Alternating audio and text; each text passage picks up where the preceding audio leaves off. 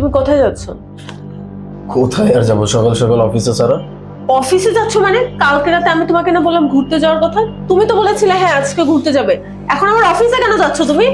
Sheet, আমি না একদম ভুলে গেছিলাম। বাই দ্য ওয়ে, এমনিতেও ইমার্জেন্সি একটা মিটিং পড়ে গেছে, বস আমাকে কল করছে, আমার যেতে হবে। Just shut up! প্রেম করতে তখন তো অনেক বড় বড় কথা বলেছিলে, বিয়ের পর তোমাকে মহারানী করে রাখবো।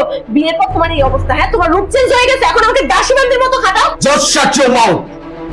একটাও বাজে কথা বলবা না। এই যে এত পরিশ্রম করতেছি কার জন্য করতেছি? আর কি বললা তুমি?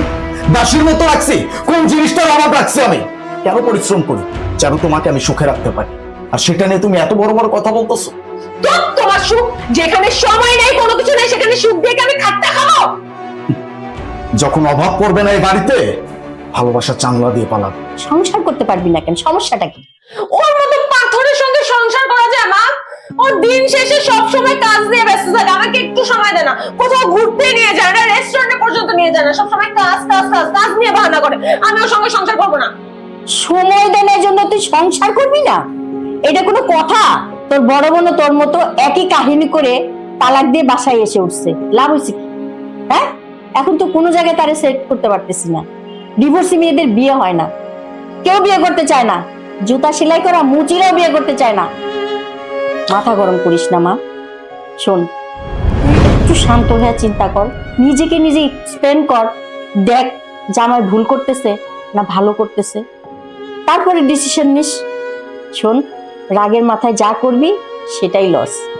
এই সমাজে ডিভোর্সি মেয়েদের কোনো সম্মান থাকে না, কেউ রেখে ঢেকে কথা বলে না, যা মুখে আসে তাই বলে ফেলে। শোনো, ওই সমস্ত পেশাল আমার সঙ্গে পারবা না। আপার জীবন আপার, আমার জীবন আমার। আমার সঙ্গে না আপাকে তুমি ম্যাচ করো না। আমি কত স্মার্ট মডার্ন একটা মেয়ে, আর আপা কি? তুমি ওর সমস্ত কথা বাদ দাও, আমি তোমার সঙ্গে চলে যাবো এক্ষুনি এই মুহূর্তে। শোন, ডিভোর্স দে, যা খুশি তাই করিস, আমার বাড়ির দরজা তোর জন্য বন্ধ। খবরদার আমার দরজায় যা নক করবি না, এই আমি বলে রাখলাম। মা, মা!